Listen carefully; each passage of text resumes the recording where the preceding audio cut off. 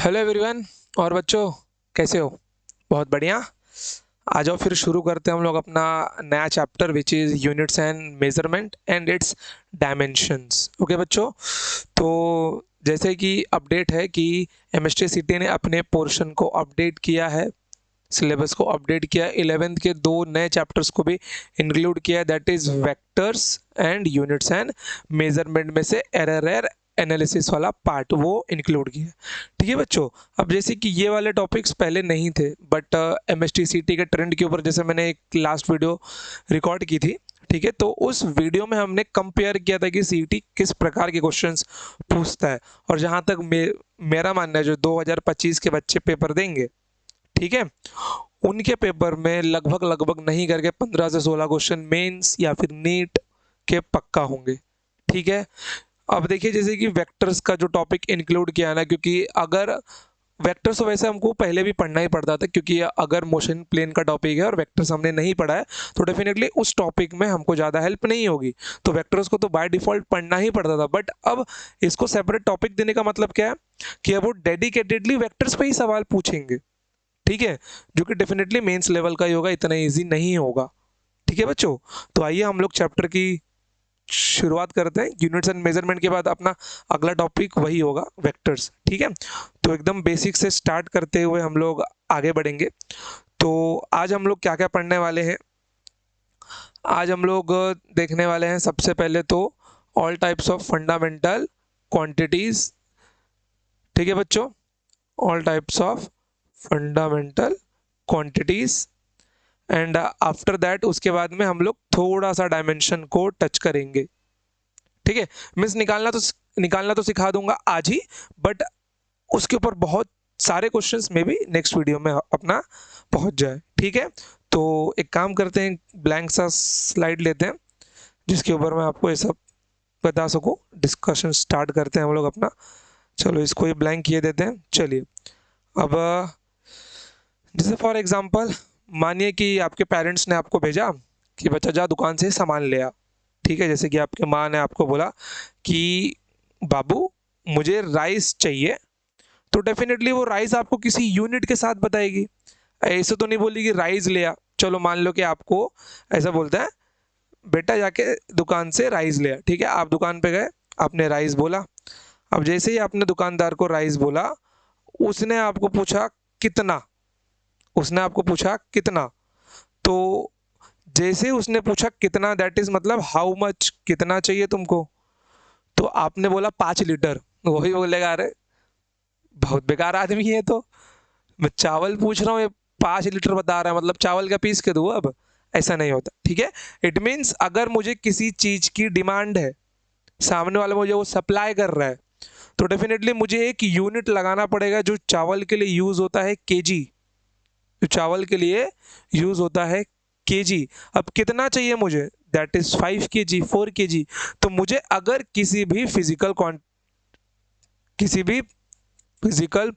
Quantity को यहाँ पे मुझे बताना है। अब इसका मतलब क्या हुआ?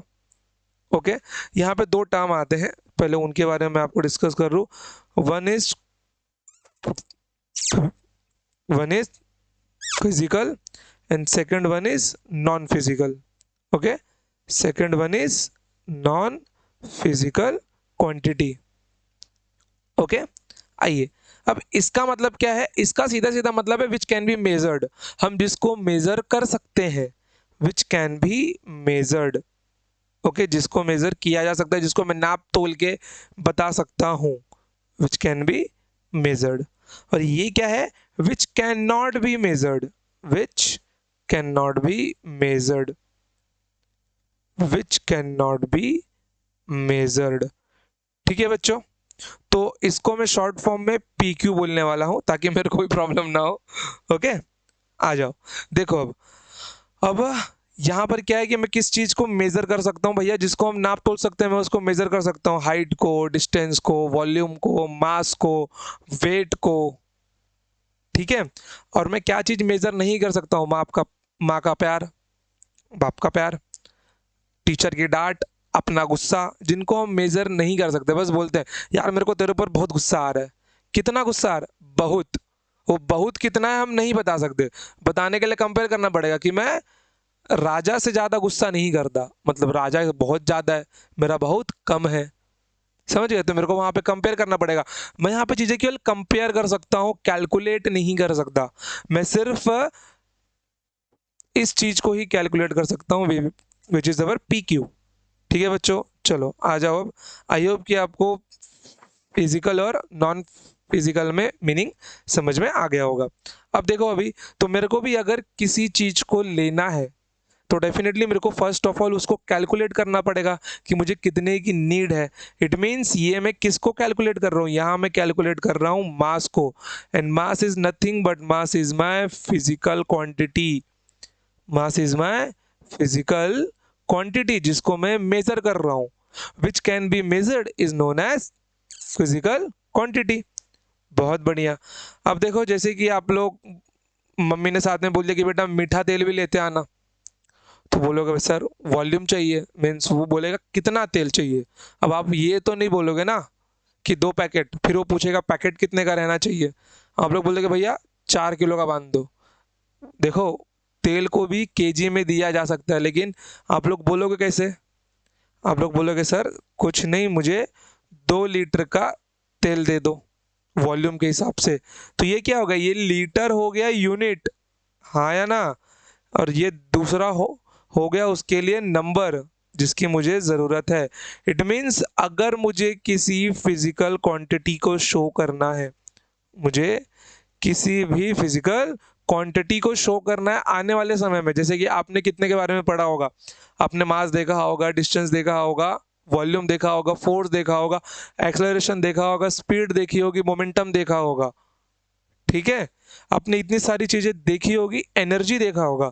मीन्स अगर मुझे किसी फिजिकल क्वांटिटी को मेजर करना है तो मुझे 2 चीज की जरूरत पड़ने वाली है। एक तो आपका होगा नंबर, और दूसरा आपका होगा, क्या होगा? दूसरा आपका होगा एक unit.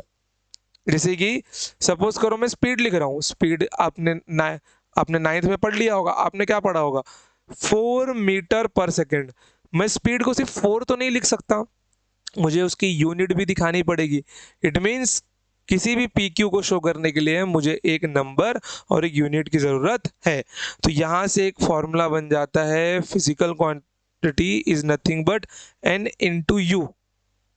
N into U, that is number into U. और बच्चों ये होता है कांस्टेंट, इसका जो मल्टीप्लिकेशन है वो कांस्टेंट होता है। अब ये कांस्टेंट क्यों होता है उसके बारे में मैं आपको बताता हूँ। आ जाओ, जरा ध्यान से देखना है, यहाँ पर थोड़ा इसको साइड में लेता हूं मैं। ठीक है, चलो इसको ब्रैकेट में बंद किया जाए यार।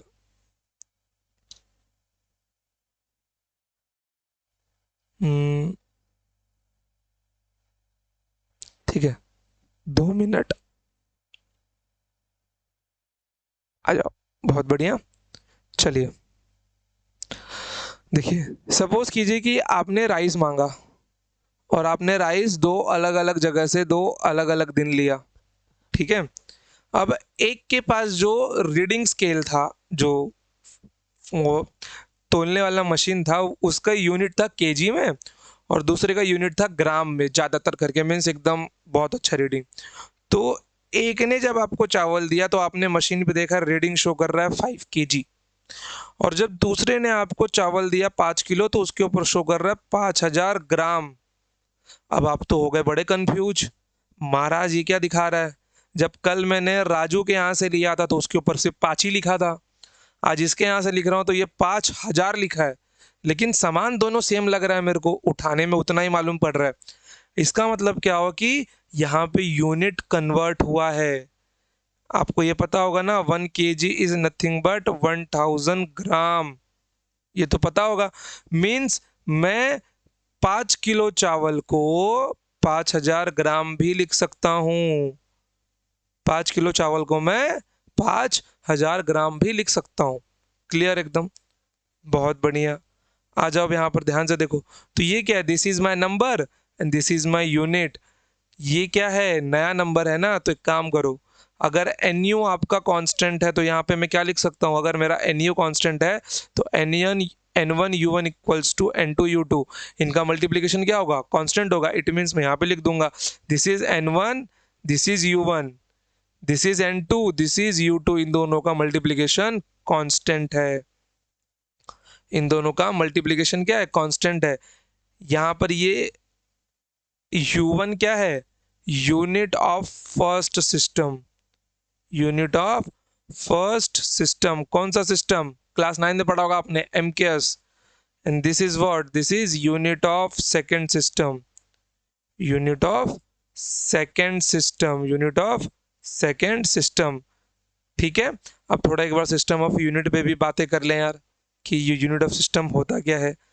बहुत लोगों ने शायद 9th में ना अभ्यास किया हो अच्छे से। ठीक है, देखो there are 3 types of unit of system of unit. First one is MKS, second one is CGS, and third one is FPS, and fourth one is SI unit. ठीक है, तो MKS का मतलब क्या होता है, MKS में जो M होता है that is for meter, and K is for kg, and S is for second, means ये हमारा लेंथ को दिखाता है, ये मास को दिखाता है, और ये टाइम को दिखाता है। ठीक है, this one is for length, mass and time. CGS में ये क्या होगा, ये आपका होता है सेंटीमीटर, सीएम ही लिख देता हूँ यार, समझ जाओगे उतना आप लोग। This is centimetre, this is gram and time का सेकंड।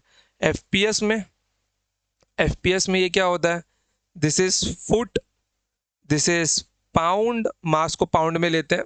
ठीक है, अगर आप लोगों ने वेट को कैलकुलेट करने वाली, बीएमआई कैलकुलेट करने वाली अगर एप्लीकेशंस को डाउनलोड किया होगा, तो आपने देखा होगा आपका वेट वहाँ पे 2 चीज़ों में बताते हैं, एक तो केजी में और दूसरा एलबीएस में। ठीक है, क्योंकि वो भी दूसरा यूनिट ऑफ सिस्टम ही है। फिर उसके बाद में आएगा आपका सेकेंड। ये क्या होता है, देखो अब साइंटिस्ट लोग ने यहाँ तो मेहनत कर ली, बोले यार अब क्या किया जाए, ऐसा ही बनाना है। अब देखो इसको बनाने की ज़रूरत क्यों पड़ी, कॉमन सी बात है। मान लो कि 2 देश के लोग हैं, एक है भारत और दूसरा है अमेरिका। अलग अलग सिविलाइजेशन के लोग यहाँ पे रहते हैं। ठीक है, हमारे यहाँ पे मान लो ये जो लेंथ है, ठीक है, इस लेंथ को मैंने बोल दिया कि भैया चलो छोड़ो, कॉमन सा एग्जांपल लेते हैं। यहाँ का जो राजा है, ठीक है, यहाँ का जो राजा है, उसने बोला भाई मेरे को 2 हाथ लंबी पैंट चाहिए, मेरे को 2 हाथ लंबी पैंट चाहिए।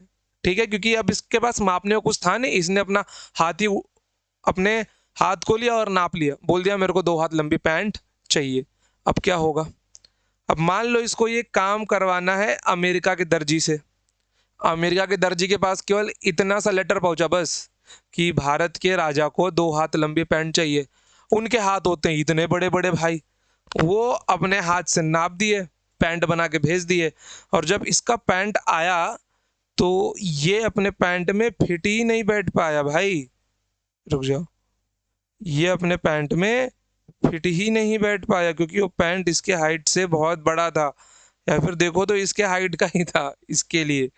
ठीक है, तो यहाँ पे क्या दिक्कत हुआ कि भैया अब एक कॉमन यूनिट क्या रखा जाए, कि अगर मैं बोलूँ कि मुझे 2 मीटर का पैंट चाहिए, तो भैया उसको कंपेयर करने के लिए 1 मीटर तो चाहिए। 2 मीटर मतलब क्या होता है, सीधी सी बात है, मैं अगर 2 मीटर बोल रहा हूँ उसका मतलब क्या होगा, it is 2 times of 1 metre. अगर मैं 3 kg बोल रहा हूँ तो ये कुछ नहीं है, this is the 3 times of 1 kg। Common sense की बात है ना। अगर मैं बोल रहा हूँ यहाँ पर 5 लीटर, तो 5 लीटर मतलब क्या है, it is nothing but 5 times of 1 litre. तो इनको मापने के लिए कुछ तो चाहिए मेरे को, इनको मापने के लिए मुझे कुछ तो चाहिए। अब देखो इंग्लैंड के म्यूजियम में मेरे प्यारे बच्चों, इन सब के लिए एक बेसिक यूनिट पहले से रखा गया है। ठीक है, वहां पे एक लकड़ी का टुकड़ा रखा गया है विच इज 1 मीटर, और मान लिया कि आज से ये जो लेंथ है उस लकड़ी का, वही अपने लिए 1 मीटर है। ठीक है, वहां पे एक पत्थर का टुकड़ा रखा गया, लोहे का बट्टा रखा गया है, और बोलते कि आज से ये कुछ नहीं, यही 1 kg होगी, यही क्या होगा, यही 1 kg होगा। ऐसे इन सब के लिए एक मापने का यूनिट उस म्यूजियम में रखा गया है। क्लियर एकदम। तो अब से क्या हुआ, जब से एक प्रॉपर रीडिंग बन गया, ठीक है, यहां पर इसने बोल दिया कि ये 1 मीटर है। ओके, तो इसको चाहिए था पैंट 2 मीटर का, बहुत बहुत लंबा था ये, ठीक है, इसलिए इतना लंबा लंबा पैंट पहन रहा है। जब इसके पास खबर पहुंची कि महाराज को पैंट चाहिए 2 मीटर का, तो बोले कोई नहीं यार, चलो 1 मीटर का लेंथ है। अरे महाराज तुमको कॉपी किया ना मैं, तुमका ऐसा कॉपी हो जाए चुपचाप। ये ये कॉपी बोला कुछ नहीं करना है, इस लेंथ का डबल कर दो बस। तो अब जो पैंट बन के आएगी भैया वो प्रॉपर लेंथ की होगी, क्योंकि वो 2 मीटर जो है that is the 2 times of 1 metre. ये 1 मीटर का है और ये भी कितना है, ये भी आपका 1 मीटर का ही है। समझ गए? इसीलिए सिस्टम ऑफ यूनिट को बनाने की जरूरत पड़ी। अब इसमें एमकेएस, सीजीएस और एफपीएस कैसे बना कि उन लोगों ने बोला कि चलो एक काम करते हैं, अब थोड़ा सा यूनिट छोटा करते हैं, ठीक है, क्योंकि हमको छोटी चीज़ों को भी तो मापना था। मैं 1 मीटर से बड़ी चीज़ों को माप सकता हूँ, लेकिन 1 मीटर से छोटी चीज़ों को कैसे नापेंगे? बोला एक काम करते हैं, इसके 100 हिस्से कर देते हैं, ठीक है, इसके 100 हिस्से कर देते हैं, और जो सबसे छोटा हिस्सा होगा, एक का नाम था मीटर तो एक का नाम रख दिया सेंटीमीटर, कि इतना जो लेंथ होगा आज से ये 1 सेंटीमीटर के बराबर है। अब आपके मन में आएगा सर 200 हिस्सा भी तो कर सकते थे, 300 भी कर सकते थे। तब उससे छोटा करने के लिए नया स्केल बना मिलीमीटर, उससे छोटा स्केल करने के लिए नैनोमीटर बना, फिर आर्मस्ट्रॉन्ग बन गया। समझ गए? तो धीरे धीरे स्केल छोटे होते गए, ठीक है, बट एक कंपैरिजन यूनिट था वहां पर, और सबको 10 के मल्टीपल में ही रखा ताकि कैलकुलेशन आसान हो जाए, और कुछ भी नहीं, ताकि क्या हो, कैलकुलेशन आसान हो सके बस। तो अब मेरे को उससे छोटी चीज कैलकुलेट करनी है, तो दैट इज मैं उसको किस में लूंगा, सेंटीमीटर में लूंगा। कुछ नहीं था, तो जिन सब का एक बाय डिफॉल्ट यूनिट पहले फिक्स किया गया था वो अपने एमकेएस में बन गए, MK system, metre, KG and second. और जिनको और छोटा किया गया था that is our CGS unit of system, centimetre, gram and second. अब जब हम लोग क्वेश्चन करते हैं ना, क्वेश्चन, तो उसके अंदर हमको सारा का सारा यूनिट एक ही सिस्टम ऑफ यूनिट में रखना पड़ता है। या तो सबको एमकेएस में रखूँ या तो सबको सीजीएस में रखूँ। एफपीएस हम मेजरली नहीं लेते अपने इंडिया में, तो हम काउंट ही नहीं करते उसको, क्वेश्चन भी नहीं करते हम उसके ऊपर। अब एसआई का क्या था, बोले नया क्या ही बना है बच्चों, चलो कॉपी कर लेते हैं एमकेएस, और एमकेएस के साथ में एक और क्या नाम लग गया यहाँ पे, साइंटिस्ट लोगों का नाम। ओके, बट मेजरली जो हम लोग एमकेएस में लेते हैं वही यहाँ पर कॉपी पेस्ट किया गया, और कुछ भी नहीं। बोले क्या ही मेहनत करें, एमकेएस को उठा के यहाँ पर चिपका दो। समझ गए? जैसे सपोज करो मेरा कोई क्वेश्चन है जिसके अंदर मैंने मास 5 kg लिया हुआ है।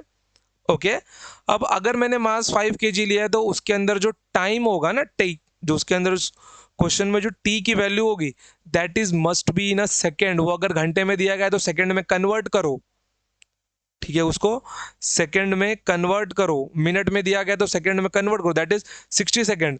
और अगर वहां पे लेंथ आपको सेंटीमीटर में दी गई है तो मीटर में कन्वर्ट करो, किलोमीटर में। जैसे कि मान लो उसके अंदर आपको डिस्टेंस दिया जाता है 1 किलोमीटर, तो ये नहीं चलेगा, ये केजी, ये सेकंड, तो इसको मीटर होना पड़ेगा, दैट इज 1000 मीटर। तब आप क्वेश्चन को सॉल्व कर पाओगे जब सबका सिस्टम ऑफ यूनिट सेम होगा। क्लियर एकदम? अब बोलोगे जी महाराज बहुत बढ़िया, हमको समझ में आ गया, तो इन सबको मैं फिलहाल के लिए रफ किया दूं, कोई प्रॉब्लम नहीं है तो चलो लिख लो यार, एकदम बेसिक बेसिक सी बातें हैं सब, ठीक है। चलो अब आते हैं यहाँ पे एक टर्म आता है प्रैक्टिकल यूनिट, कि प्रैक्टिकल यूनिट क्या है, क्या होती है प्रैक्टिकल यूनिट। मैंने आपको पूछा आप लोग कितनी देर में पढ़ रहे हो, आप लोग कितनी देर से पढ़ रहे हो, आप लोग बोलेगे सर मैं 1 घंटे से पढ़ रहा हूँ। मैंने पूछा लेक्चर कितने घंटे का था आपका, आपने बोला सर लेक्चर था हमारा 2 घंटे का। अब बात ऐसी है बेटा, अपने पास जो सिस्टम ऑफ यूनिट है उसके अंदर तो सेकंड है, यहाँ भी सेकंड, यहाँ भी सेकंड, यहाँ भी सेकंड, यहाँ हम घंटा क्यों बोल रहे हैं? अगर कैलकुलेशन उसमें ही करना है तो हमको बातें भी उसमें ही करनी चाहिए ना, गलत। यहाँ पे घंटे को माना गया प्रैक्टिकल यूनिट, ठीक है, घंटे को माना गया प्रैक्टिकल यूनिट। जैसे कि फॉर एग्जांपल आप लोग कोचिंग से निकले, नीचे गए, और आपको सामने दिख रहा है पानी पूरी वाला, ठीक है। अब मान लो वो आधे किलोमीटर के डिस्टेंस पर है, ठीक है। तो मैं मैंने आपसे पूछा बच्चा वो स्टॉल कितनी दूर है, आप लोग बोलेगे सर वो स्टॉल की जो डिस्टेंस है, उस स्टॉल की जो डिस्टेंस है वो कम से कम आधा किलोमीटर है। ठीक है, अब आप लोग आधे किलोमीटर को कोई अगर चाहे तो उसको 500 मीटर भी बोल सकता है। अब ठीक है, आधा किलोमीटर मैंने पूछ लिया बच्चा वो चाय वाले का डिस्टेंस बता, आप लोग बोलोगे सर वो 1 किलोमीटर है यहाँ से। अब आप लोग उसको 1000 मीटर तो नहीं बोलने वाले ना, चलो 500 मीटर तो एक्सेप्टेबल है, 200 400 500 मीटर डेली लाइफ में यूज होता है, लेकिन 1000 मीटर कोई नहीं बोलता, सब कितना बोलते हैं, लमसम 1 किलोमीटर होगा। क्यों ऐसा बोलते हैं, उसको तो हम लेते भी नहीं है, या तो लेंथ हम मीटर में लेते हैं या तो सेंटीमीटर में लेते हैं। किलोमीटर में क्यों लिया हमने यहाँ पर, किलोमीटर में ये अपना प्रैक्टिकल यूनिट है, रियल लाइफ में यूज करने वाला। तो हमने आगे इसको भी कन्वर्ट करना सीखा, प्रैक्टिकल यूनिट को। ठीक है, हमने प्रैक्टिकल यूनिट को भी कन्वर्ट करना सीखा, जो मैं आपको आगे सिखाऊंगा, डोंट वरी। समझ गए। तो मैंने कैसे कन्वर्ट किया, मैंने प्रैक्टिकल यूनिट को कैसे कन्वर्ट किया, 1 किलोमीटर मतलब क्या होगा, 1000 मीटर। एक एक मीटर के 1000 स्केल को जब मैं जोड़ूंगा तब वो 1 किलोमीटर बनेगा। ठीक है, अगर आपको नाइन्थ में याद हो तो आपने एक चीजें पढ़ी होगी कि जिस भी फंक्शन के साथ में के लग जाए वो उसका मतलब होता है 10 की पावर 3। अगर मैं यहाँ पर 1 kg लिख रहा हूं, इट मीन्स 10 की पावर 3 ग्राम। के को रिप्लेस करो। ठीक है, यहां पर मैं लिख रहा हूं लिट कौन सा यूनिट ले लूं मैं यहाँ पर, मान लो मैं माइक्रोग्राम ले रहा हूं, तो माइक्रो मतलब क्या बताया था आपको, 10 की पावर -6 ग्राम होता है। ठीक है, मैंने बेसिक मैथ्स ये सब आपको सिखा दिया है, समझ गए। तो this are the our practical units, kilometre, घंटे, समझ गए। चलिए बहुत बढ़िया। तो आई होप कि आपको एमकेएस, सीजीएस और एफपीएस और प्रैक्टिकल यूनिट समझ में आ गई होगी। प्रैक्टिकल मतलब which we use in our daily life. Clear. चलिए, तो ये मेन मुद्दा है। हमको जो फॉर्मूला सीखना था वो फॉर्मूला यही है अपना बच्चों, कि N1 U1 equals to N2 U2।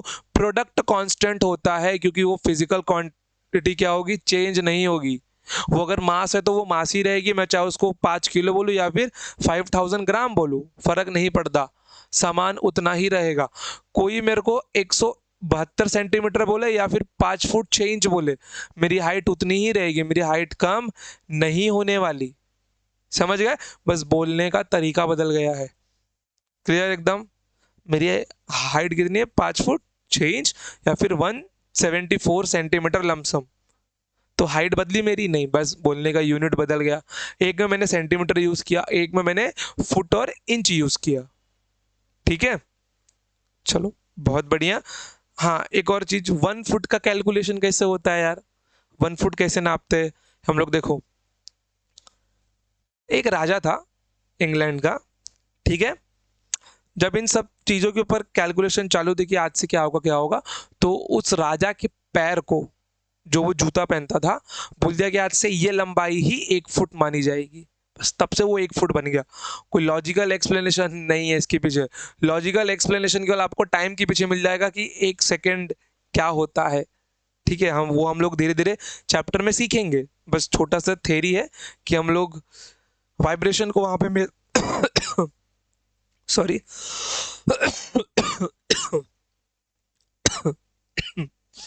कि हम लोग वहां पे वाइब्रेशंस को देखते हैं टाइम के लिए। ठीक है, आइए फिर यहाँ पर, आइए कि आपको समझ में आ गया होगा। चलिए, तो हम लोग यहाँ पे देखते क्या है, हम लोग यहाँ पे देखते हैं सिर्फ और सिर्फ N/U, कि अगर मुझे किसी भी फिजिकल क्वांटिटी को मेजर करना है तो N/U मतलब इसका प्रोडक्ट क्या होना चाहिए, इसका प्रोडक्ट कांस्टेंट होना चाहिए। क्लियर एकदम। अगर ये कांस्टेंट है तो मैं क्या लिख सकता हूँ, N1U1 equals to N2U2। Okay, एक तो ये लिख सकता हूं मैं। उसके बाद में मैं अगर यहाँ पे इसको नीचे उतार के लाऊं, that is N/U equals to constant है, और मुझे इसमें कोई बोलना नहीं पड़ेगा बच्चों की, मैं ऐसा भी लिख सकता हूँ N equals to constant upon U। It means N is inversely proportional to U। इतना तो बेसिक मैथ्स आपको आना ही चाहिए, 9th 10th पढ़ के आए हो यार।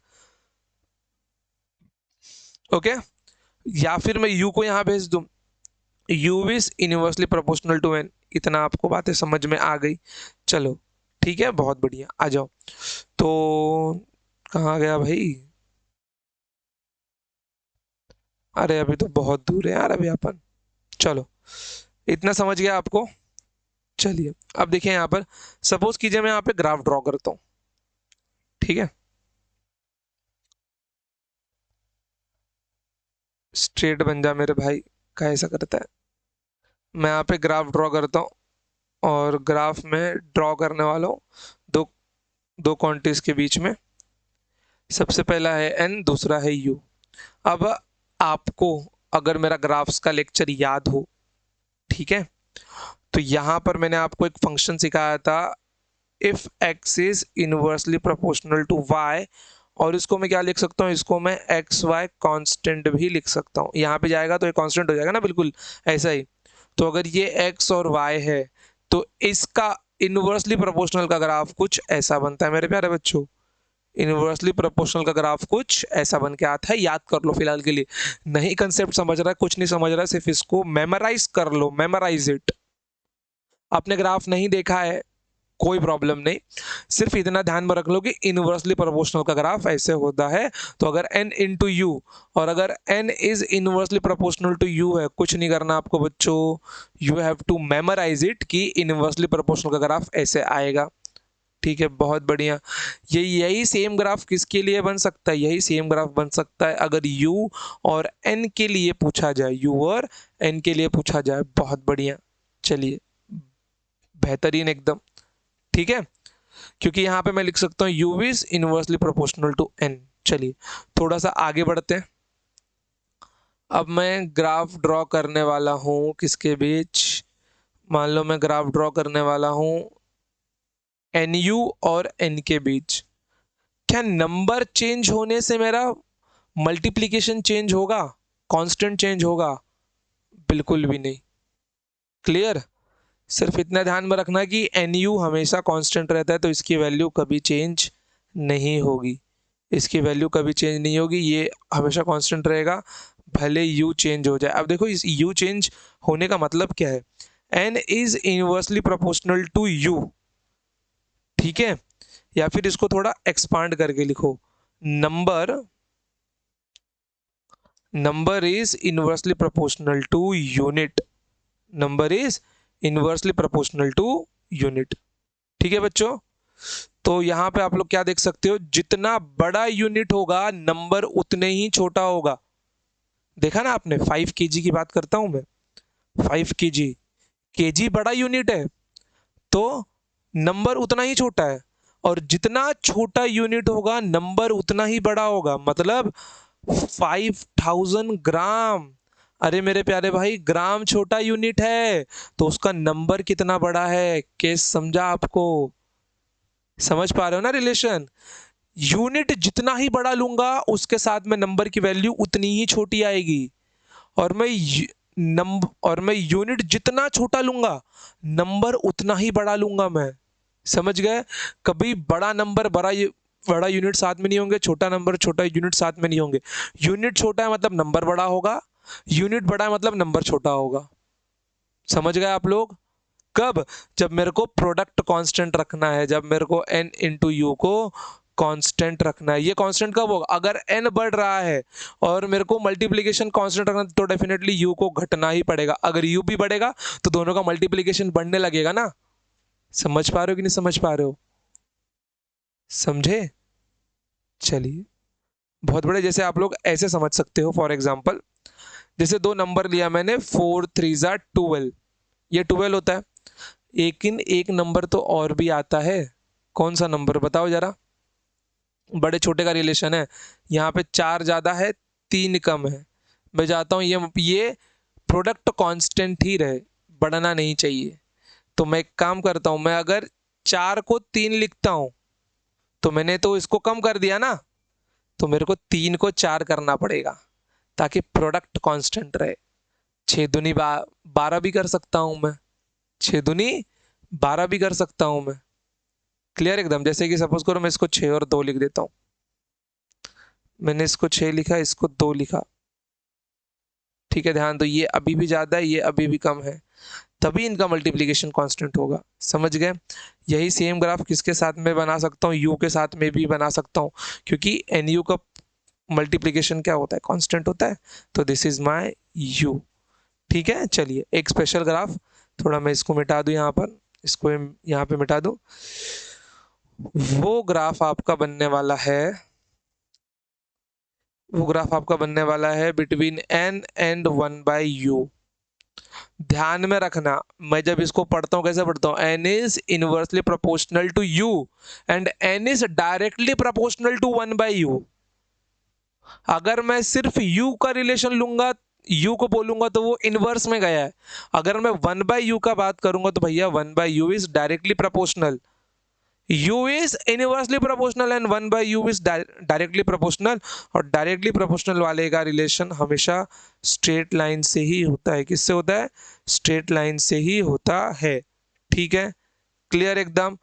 चलो कम से कम ये दोनों समझा होगा, ये दोनों समझा होगा। ये नहीं समझा तो मैं ग्राफ में समझा दूंगा आपको, उसमें टेंशन लेने की बात नहीं है आपको। ठीक है, चलिए तो आगे बढ़े हम लोग। आ जाओ, अब देखो, अब हमने देखा फिजिकल और नॉन फिजिकल क्वांटिटी। उसमें तीन टाइप्स के होते हैं। सबसे पहला होता है फंडामेंटल, दूसरा होता है डिराइव्ड, तीसरा होता है सप्लीमेंट्री फिजिकल क्वांटिटीज। ओके, एक काम करते हैं ना, इनको हम सब खुद से लिखते हैं ताकि थोड़ा राइटिंग भी अपना अच्छा बने। कौन सा रंग लूं मैं? ये रंग लूं? बहुत बढ़िया।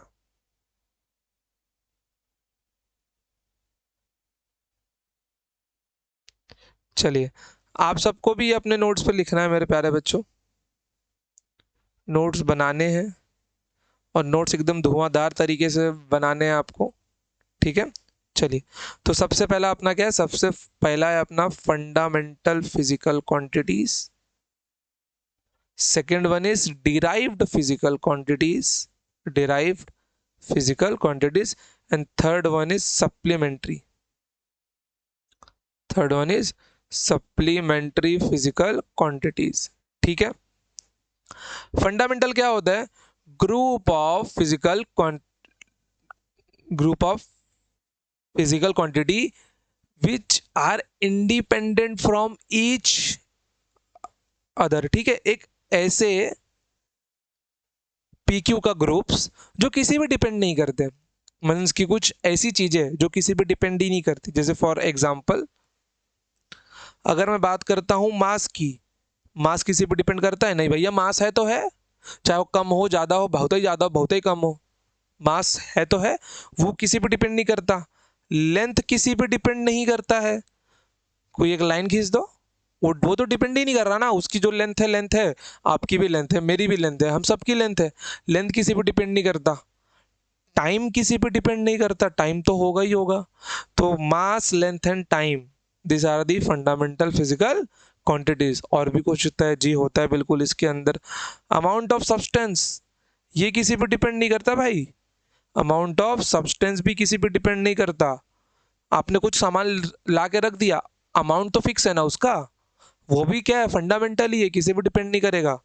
ठीक है, फिर उसके बाद में क्या, mass, length and time, amount of substance.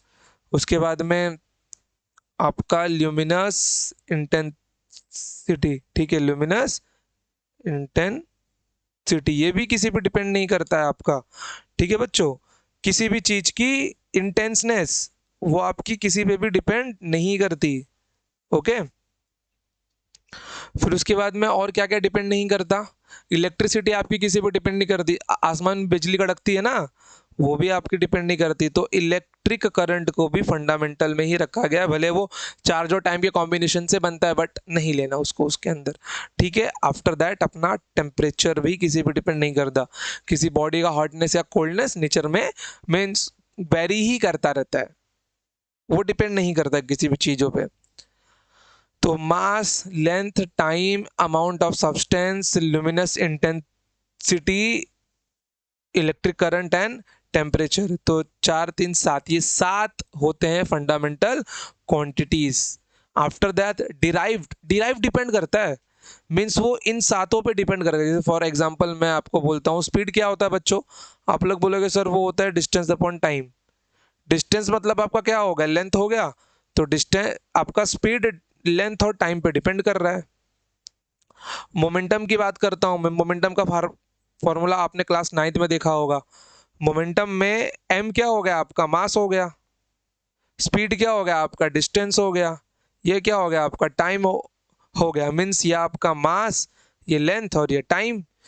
Means momentum भी डिपेंड कर रहा है किसके ऊपर, फंडामेंटल फिजिकल क्वांटिटी भी डिपेंड कर रहा है। मैं मास को किसी चीज से बना नहीं सकता, मास तो मास है, लेंथ तो लेंथ है, टाइम तो टाइम है।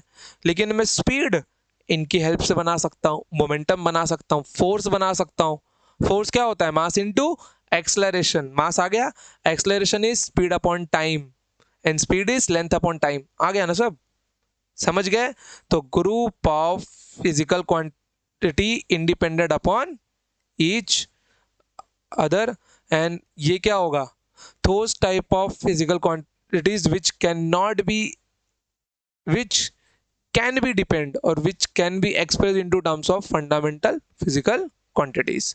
सप्लीमेंट्री क्या होते हैं, ये तो वो बोल सकते हो कि क्या ही बोले इनको, मतलब कि ये होते हुए भी नहीं होते कुछ। ठीक है, angle and solid angle. Angle क्या होता है, अगर मैं बोल दूं कि कहीं पर एंगल थीटा है 30 डिग्री, तो भैया इसके पास यूनिट तो होता है, थीटा को हम लोग मेजर करते हैं डिग्री में या फिर रेडियन में, ज़्यादातर रेडियन में मेजर करते हैं हम इसको। ये होता है 2D एंगल। ठीक है, कि किसी पेज के ऊपर, जैसे इसी ब्लैंक पेज पे मैं एंगल ले लूँ थीटा, मेरे ऊपर तो नहीं लिख रहा है भाई, नहीं, मैं कहीं पेज पे एंगल ले लूँ, एंगल थीटा दो लाइन्स के बीच में, ठीक है, जिसकी यूनिट होती है रेडियन या फिर 30 डिग्री। क्या इसका कोई डायमेंशन पॉसिबल है, डायमेंशन मतलब इनमें से मैं उसको निकाल सकता हूँ, मैं नहीं दे सकता ना, ना मैं उसको मास में मेजर कर पा रहा हूँ, ना लेंथ में, ना टाइम में, ना अमाउंट ऑफ सब्सटेंस में, ना टेम्परेचर, ना ही टेम्परेचर में। जब मैं इसको अपने फंडामेंटल से मेजर ही नहीं कर पा रहा हूँ, इसके लिए भैया बोला चलो अब तुम एक सेपरेट ग्रुप लेके साइड में हो जाओ। ठीक है, जो सप्लीमेंट्री होते हैं, जिनके पास रेडियन तो होता है लेकिन कोई डायमेंशन नहीं होता, डायमेंशन मतलब लेंथ, मास, टाइम वगैरह ये सब।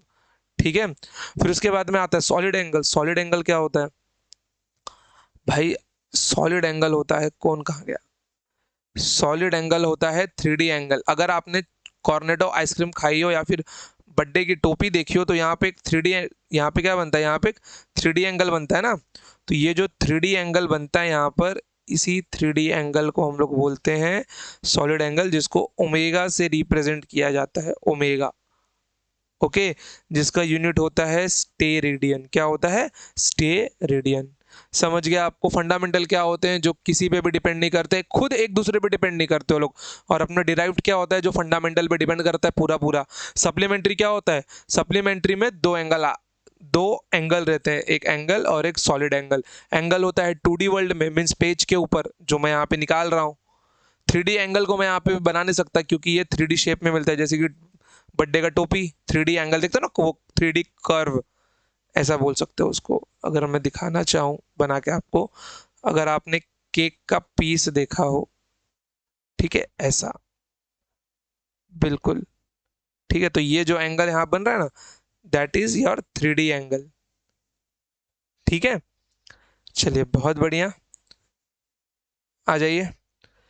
तो ये सब लिख के लिया आपने, चलिए अब आइए यहाँ पर आगे बढ़ते हैं। तो these are the our fundamental physical quantities.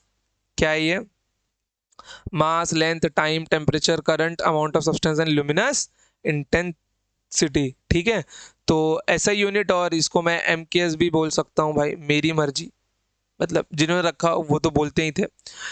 मास का केजी, इसका ग्राम। अब देखो डायमेंशन क्या होता है, ठीक है, डायमेंशन कहाँ लिखूँ मैं इसको, एक नया पेज ले लूँ क्या, नहीं तो यहीं पे लिख देते हैं, रुक जाओ यार, अरे सबको उठाओ, थोड़ा ऊपर शिफ्ट करो। ठीक है, डायमेंशन क्या होता है, ठीक है, डायमेंशन को मेजरली मैं इन्हीं 7 चीजों में एक्सप्रेस करता हूं।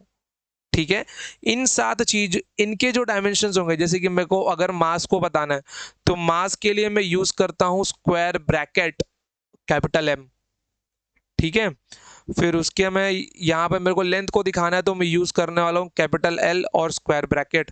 मेरे को अगर टाइम को दिखाना है तो मैं दिखाऊंगा T और स्क्वायर ब्रैकेट में बंद कर दूंगा। मैं इनका डायमेंशन दिखा रहा हूँ, मास को कैपिटल एम लिखूंगा, लेंथ को कैपिटल एल लिखूंगा और टाइम को कैपिटल टी लिखूंगा। टेम्परेचर को मुझको दिखाना है, तो टेम्परेचर को दिखाने के लिए या तो मैं कैपिटल के लिख सकता हूँ केल्विन का, या फिर थीटा लिख सकता हूँ। थीटा सिर्फ एंगल के लिए नहीं होता, कॉपीराइट नहीं लिया उसने मेरे प्यारे भाई, ये यहाँ पर टेम्परेचर के लिए भी शो होता है। ठीक है, अगर मुझे इलेक्ट्रिसिटी को दिखाना है तो दैट इज एम्पियर और उसका सीजीएस यूनिट होता है वाट।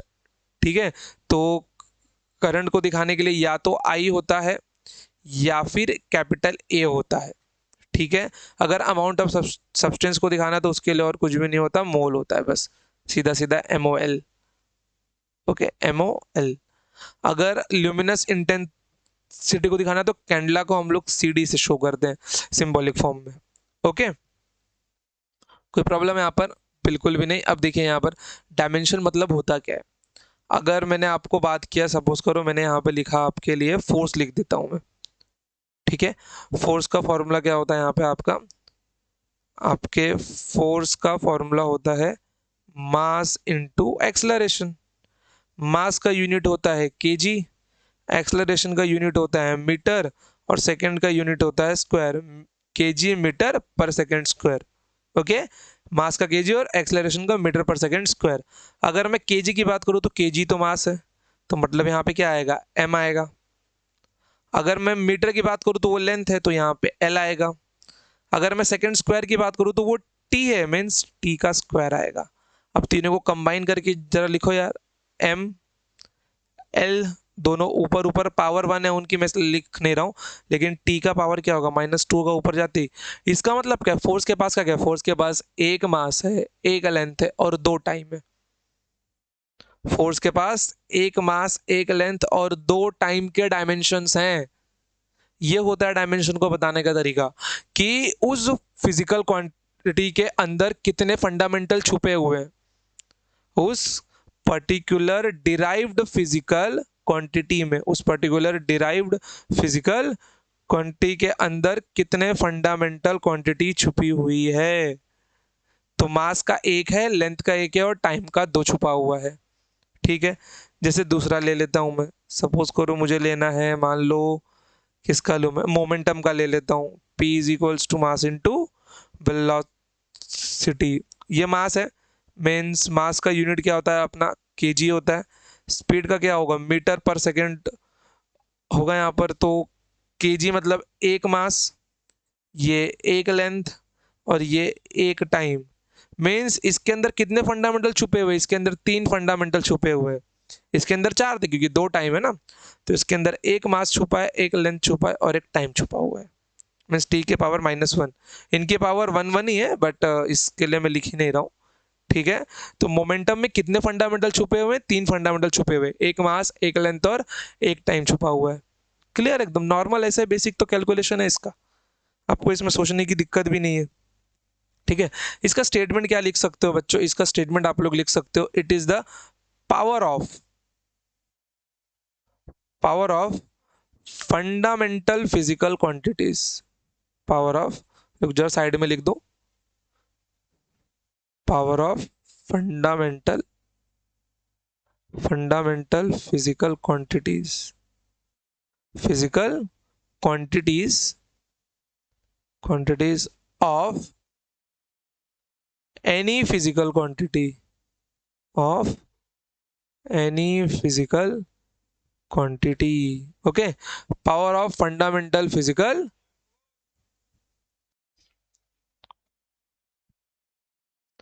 बच्चों लेक्चर थोड़ा जल्दी खत्म करना पड़ेगा। ठीक है, आज थोड़ा सा मेरे रूम में काम होगा, इसके लिए तो मैं फटाफट लेक्चर अपना निपटा देता हूँ। ओके, तो it is the power of fundamental physical quantities of any physical quantity. ठीक है बच्चों, चलो बहुत बढ़िया। तो आप लोग देख रहे हो यहाँ पे हम लोग पावर ही तो लिख रहे हैं, power of fundamental quantities, power 1 -2। तो अगर मैं इसको डायमेंशन लिखना चाहूँ तो मैं कैसे लिख सकता हूँ, 1 1 -2। आपको पेपर में कभी कभी अगर अच्छा क्वेश्चन बन गया, जैसे जेई के पेपर में, डायमेंशन को ऐसे भी दिखाया जाता है, the dimension of this fundamental physical quantities 1 1 -2। और मेरे को अगर इसका डायमेंशन लिखना हो तो 1 1 -1, that is 1 1 and that is -1। 1। तो this are the power of fundamental quantities. क्या डायमेंशंस की बात कर रहा हूँ मैं। हम लोग फंडामेंटल क्वांटिटीज के पावर को ही डायमेंशन के रूप में लेते हैं। ठीक है, आ जाओ यहाँ पर। अब एक और बात जो यहाँ पे देख लो, कुछ और बातें होती है, जैसे कि अगर मैं लेंथ के यूनिट की बात करूँ, प्रैक्टिकल यूनिट की, मीटर और सेंटीमीटर के अलावा कौन कौन सी चीज़ें रहती है यहाँ पर। एक होता है आपका लाइट ईयर, ठीक है, हम लोग यूज़ करते हैं। अगर आपने एस्ट्रोनॉमिकल स्पेस की न्यूज़ वगैरह पढ़ते हो, सुनते हो, तो सन हमसे इतना लाइट ईयर दूर है, वो गैलेक्सी हमसे इतनी लाइट ईयर दूर है, चांद इतना लाइट ईयर दूर है। तो हम लोग लाइट ईयर को डिस्टेंस के रूप में लेते हैं। ठीक है, फिर उसके बाद में एक होता है आपका पार्सेक होता है। ठीक है, फिर एक होता है आपका एस्ट्रोनॉमिकल यूनिट भी होता है। फिर एक आपका फर्मी मीटर होता है।